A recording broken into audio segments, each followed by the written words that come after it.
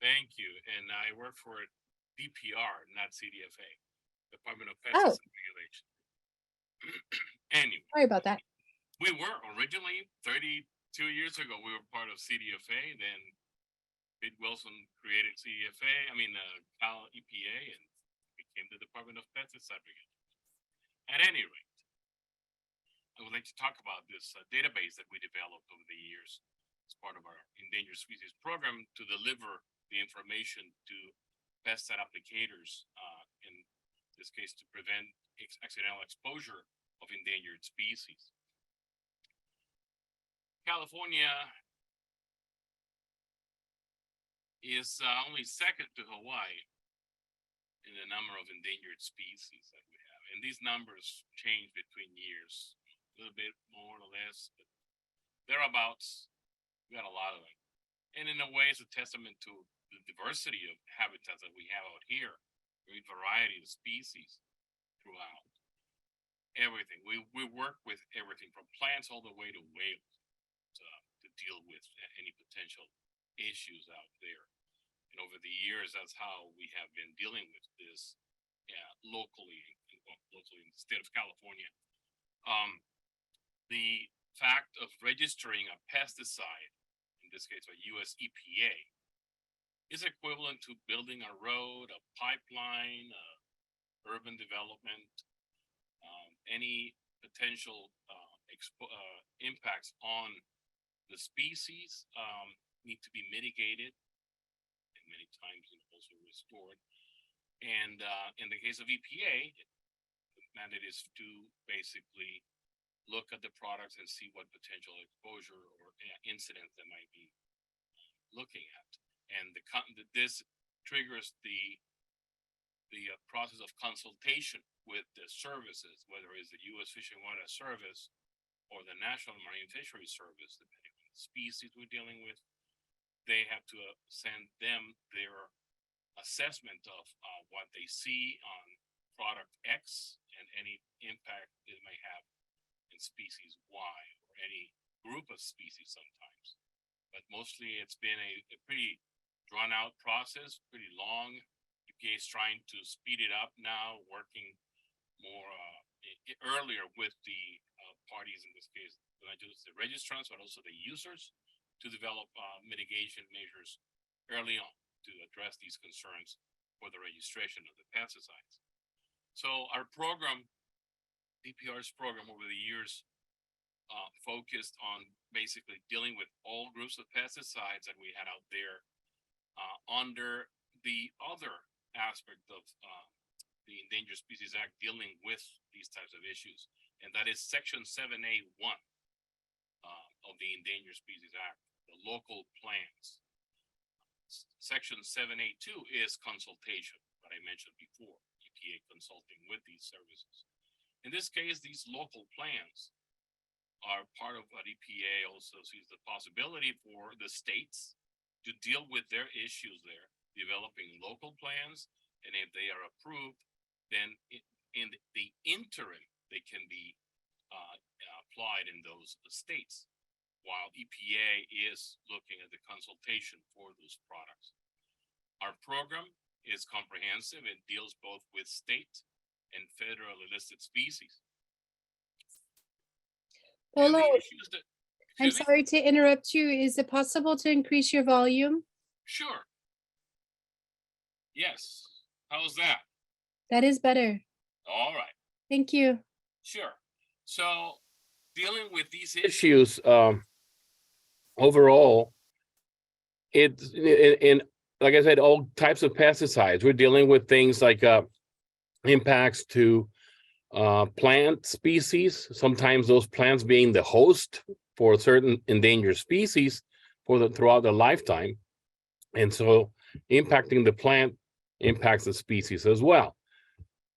Other issues, sometimes we have threatened or endangered species plants that are found in roadsides, where we've been working with Caltrans sometimes to get those transplanted with the participation of the California Native Plant Society many times, helping us achieve this. Other concerns we've had over the years too is the impact of herbicides and insecticides and others on aquatic environments and the species that inhabit those. Many of the fish species or some of the invertebrates and some of the amphibians as well. Other issues, in the case of rodenticides, burrow fumigants. Many of the endangered species or threatened species that use abandoned ground squirrel burrows and readily move in there to make use of these. Some of the other issues that we deal with as well. And then also in the other side of the rodenticides, when it comes to baits, whether it's grain baits or pellet baits, the misuse of many of these with the wrong type of bait station or no bait station whatsoever, just spreading a lot of the rodenticide-laden grains or pellets out there and not collecting also carcasses many times. And so the predators and picking up on some of these carcasses then get their secondary poisoning as well. So our program to deal with all of these issues focus on these six areas there. Locating the endangered species to put into our database, classifying the pesticides by their activity category and hazard classes, developing when necessary use limitations that are added to our database, maintain the database as well and make it accessible to the public. And also any of the materials that we develop, that we publish, we post them both on our website and also distribute them by hard copy to those requesting them as well. And then what I'm doing here right now, public education and outreach, another part of our efforts there. So to locate the species, we take the data mainly from the California Department of Fish and Wildlife's Natural Diversity Database. And sometimes also, of course, the U.S. Fish and Wildlife Service's critical habitat designations. But the NDDB, the Natural Diversity Database, it's a much broader data field and lots of more information, and it's constantly being updated. So that's our main source of the data. We take their data, which typically looks most like this, those polygons that have the information as well for the different species, and need to convert them in a format that then our database can query based on these locations. And so these are representations depending on the precision of the record that is there, or the occurrence that is called. Sometimes more defined, like see some of these creeks or rivers, they're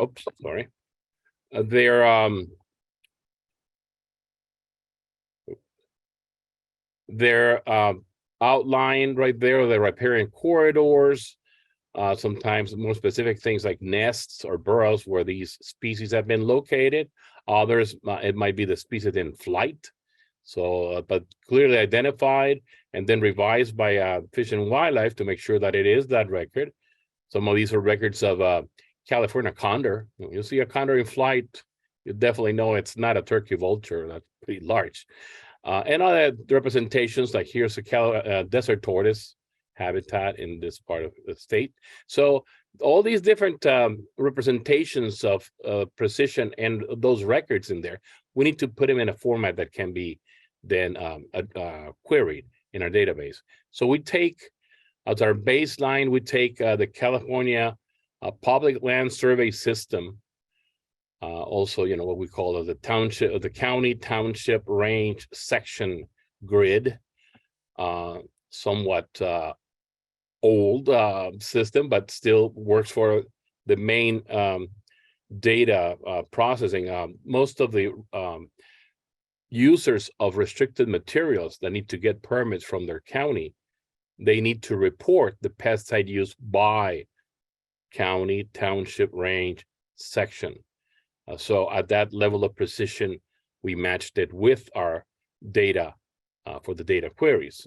And so in a hypothetical area map there, you'd see the basic information. Like here's a creek, a street, a road, the background, of course, you know, the landscape there. We then overlay that with the NDDB's records there, those polygons that I mentioned before, highlighting where they are there. and then overlay that with the township range section grid. So we'll use that as a cookie cutter to collect those records of those species.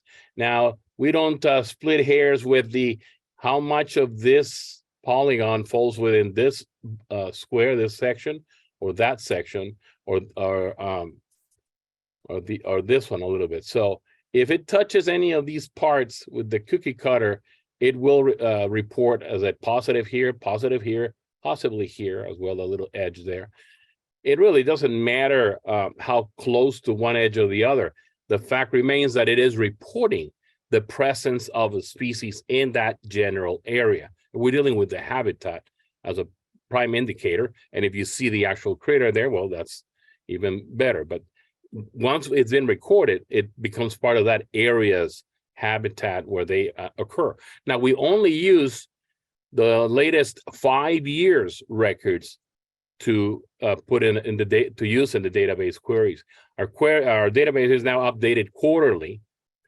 So we take the data from the Department of Fish and Wildlife and process it. And believe me, it's a lot of data, but it is processed and posted in that format. So once you take those records and use this cookie cutter, you end up with the information posted on that type of record. So we have, for this example, Township 11 North, Range 12 East, Section 21, Section 22, 23, and so forth. The way that we number those sections in the township range section grid is like an S shape that goes 1 through 6, 7 to 12, 13 to 18, and so forth until you get to 36 of these. And that's what we have. In the end, what we're looking for is representing the presence of those species out there in the landscape, if you want. And so those sections that you see here are presenting records in this case, and for a particular query, of California tiger salamander. This is an example from Livermore, part of Livermore there. So we have some of these records right here. And this is tied into Arroyo Mocho Park, or the actual creek is Arroyo Mocho right there. And so what it matters here is that this is the habitat out there. This is the critter, the California tiger salamander. And the issue we're dealing with there is also ground squirrel, ground squirrel burrows. Whoops, hang on. The fact that California tiger salamanders readily move into these burrows as the season progresses and things become drier. They offer, I guess, better shelter for them, for moisture and things. So using these burrows, when people might have a burrow fumigation program, becomes a big issue. So it is key to make that information available to the users. So if they're planning to set up a burrow fumigation program here in this type of levees or berms out there, that they know that there's also California tiger salamander and maybe other species out there before they just go and plug them in and put the fumigants out there. So that's locating the species where they are. Then we take the part of the pesticides and we classify those pesticides by their activity category and also their hazards that they pose. And so we take the herbicides, and categorize them by what they do out there. So we might have broad spectrum foliar active herbicides with systemic or contact activity and without pre-emergent or residual soil activity. Also herbicides that have foliar activity on broad leaves or dicots, or herbicide with foliar activity on grasses or monocots. We have broad spectrum herbicides with residual soil activity. And finally, broad spectrum seedling stage pre-emergent herbicides. That's the first categorization for their activity category. Then we look at their hazard, the type of hazard they might pose. And we categorize them as those that might impact aquatic animals, also those that impact dicots or monocots, and some that impact across the board, everything. Once you look at that, and then you have the species as we have been categorizing them as well, depending on their sensitivities, we add those elements to the query, the data query too, part of the tables that we have. So in this case, for instance, California red-legged frog has both issues with aquatic toxicity of some of these products, and also being a fossorial or burrow user as well. They also move into some of those burrows late in the season when things are getting dried up. Aquatic toxicity in many of these instances is dealing with the toxicity to gill respiration. And California red-legged frogs, like many other amphibians, in their larval stage as a tadpole, they breathe through gills. So some of these issues become just as impactful as you would have on a fish species like the Chinook salmon in this example here. That's its sensitivity there too. So these are the categories that we define for different species. These are just examples. And after that, then we have the matrix looking at both the hazard class and the activity category of those herbicides and their corresponding use limitations that would apply. These use limitations have been developed over the years with the local plan groups in different parts of the state, many of them based on existing best management practices, as well as the reasonable and prudent measures from biological opinions in the past as well. And all of these have been developed over the years with the participation of all sides of this. Advocacies, the U.S. Fish and Water Service, National Marine Fisheries Service, the California Department of Food and Ag, the California Agricultural Commissioners, and of course the applicators and species experts. So all of that, many meetings, many public meetings with many of these different local plans that in the end became those use limitations as part of our database. So those pesticide use limitations are methods of application, restrictions, or prohibitions that apply to any given active ingredient, considering the proximity of that application to the endangered species habitat, the active ingredients activity category, and the hazard class that they pose to the species. These use limitations attempt to protect the endangered species from harm due to pesticide use while allowing lawful pest control. Those use limitations developed by our program are advisory. They're not enforceable unless they are part of the agricultural commissioner's permit to a particular user for restricted materials. That then becomes enforceable through the permit. But as they stand right now, our use limitations are advisory. They're not enforceable through FIFRA. You're not going to find the statements in the label, but some of the registrants, they have over the years put a little reference to our website to look up that information. So at least it begins with looking at this. In the end, these use limitations were developed with all parties of this. They worked as a compromise to allow the use of some of these products, the registration of those products, like I mentioned before, while protecting the species. And some of the products might not be used. We might say, do not use this product because it's simply too hot, too difficult to control the application. So that's where that stands.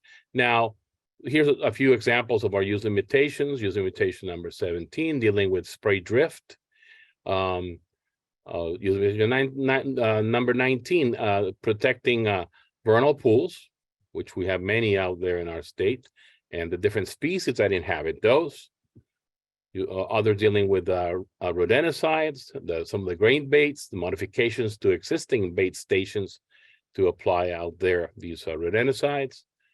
And all of that information, the species locations, the pesticide categorizations, and the use limitations that apply for those species brought together through PRESCRIBE, our database.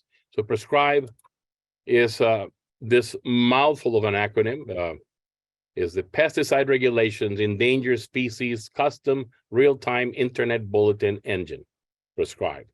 And that's what it does. It takes the information and distributes it through this server, this applicator. So for your application, you can go to our website, you can start a PRESCRIBE query or do the tour to figure out how to use it. It's pretty straightforward. But so you take PRESCRIBE, here's an example. You select your county. I selected San Diego County. Then you select the township. From that, within that list of townships in the county. I selected this township, and then you select the section or sections where you're making your application. Once you select those the data, the next thing you'll see in the screen is if there's any species out there in that particular section, it'll tell you what they are. Like here's Arroyo toad, Stevens kangaroo rat, Arroyo chub, Jaeger's milkfish. So it's probably an area that has riparian or aquatic habitat out there, as well as some of the these vertebrates. And so you can click on the species name and you'll see an example of the species pictures and description of this habitat, etc. So once you select that, you already know you have some species. Then you're going to put the product you want to use. In this example is Ramek, a rodenticide that we have. So you look up, you can find many different formulations for Ramek. You select the one you want to use. And then in the next step, you just get your little bulletin telling you what to do with Ramek for the protection of these species in San Diego Township Range section when using Ramek, and the use of bait stations with modifications, etc. That's what you get. Use limitation number 8. And that is what comes out of your query. Now, and that would be those modifications. We have plenty of information on these. We distribute the hard copies as well as digitally, what to do with those bait stations. And then we have Prescribe Mobile. Prescribe Mobile was developed about 9 years ago, basically, to make this information equivalent to that, what you saw now, but accessible through the mobile phone. And one of the advantages of this too is that using the GPS can help you find out where you are. If you're not familiar with the township range section grid, it'll find you using those GPS characteristics of the phone to do that. So you go to the to this website with your phone, https mobile.cdpr.ca.gov, prescribe, and it'll take you to this opening screen. You click on location search, and then you tell it to use your location. Slide the button, and the GPS and all those satellites we have up there, the constellation of satellites, will find you and fill in the blanks here for you, telling you in which county, what township and section you're in. Once you select that, just like in the other, you look for the product you want to use. You select Ramek, ask it to search, and it'll bring up all the formulations of Ramek. I think it delivers them in groups of 10. If your formulation is further down the list, that's okay. You just ask for more. It'll bring them up until you find the actual formulation you want. You click on that formulation, and it brings up the full screen. This is one screen scrolling. It just kind of split it into 3 to make it fit in this slide, but basically shows you what to do with Gold Crest Ramek using mutation number 8 right there, and the species that you're protecting. You click on the species name, you'll find a little bit of information on that species. And that's how you get to this information using Prescribe. We also have a YouTube channel that can show you how to use Prescribe if you didn't get it right there. And it's both in English and in Spanish, and also what our program is as well, what we have to offer out there in English and Spanish. And if you have any questions, if there's any time, I'll be glad to answer them. Thank you, Polo. Michelle will be asking, there is a question in the chat box. Yeah, the question is, do these regs apply to federal lands such as BLM or USFS? Oh yeah, yeah. I mean, unless they already have a permit worked out with those agencies, you know, whether it's a Fish and Wildlife Service, Fish and Game, where sometimes they have their own plan to deal with some of the pest species that they might have in their property under the jurisdiction. But overall, these advisory recommendations are part of what we offer the public in general. California Fish and Wildlife uses all the time in many of their reserves and as well as, you know, some of the others. So this is their choice, basically. In one side of the pesticide use here is the agency themselves trying to deal with pests and the what they have available. And if they have their own jurisdiction and authority to say, well, we find this to be, you know, sufficient. If not, you know, we'll look for more information. They can do that too. They can consult by proxy with the Fish and Wildlife Service or the National Marine Fisheries Service as well, if they need to. But this is offered as an alternative to this long drawn out process of a consultation. As okay, these were created with the participation of all of these different agencies and species experts to provide the user some guidance as to what to do out there. In the end, it's their choice if they do it or not. But so yeah, any of these users, whether it's some of the agencies or the public, can follow these use limitations. Great. Cindy, there is one more question. Go ahead. But I know we also are going to start the break soon. The question is, are there similar databases available outside of California? There are, but this all brought together, it hasn't happened. And we provided a lot of the states, kind of like the template to do that, but it's difficult for them to just bring it all together. We have the advantage that we also have the California has their own registration program, our own, Cali PA, and we have registration permits and everything right here. And so that helps us deal with many of these issues directly. But the California Department of Fish and Wildlife Natural Diversity Database is incredibly extensive. It's, I would say, unmatched right now at the quality of data and the volume of what we have. Yeah. Okay, thank you so much. There is one more question, but I do want to let everyone know it is our break time. We will be convening back at 10:15, but we do have one more question for you, Polo, that came through, if you don't mind answering. Actually, there we go. Can you run a report of your area specific to tiger salamander and what products have restrictions? No, this process was developed for more specificity. It's not a wide scale, all around the state, give me all you can do it, but that really doesn't do it there. It's not what it's intended for. You're the pesticide user, you're going to use in a particular area or areas, and then you can get your information as to what to do with that critter, in this case, the tiger salamander, if it falls within those records.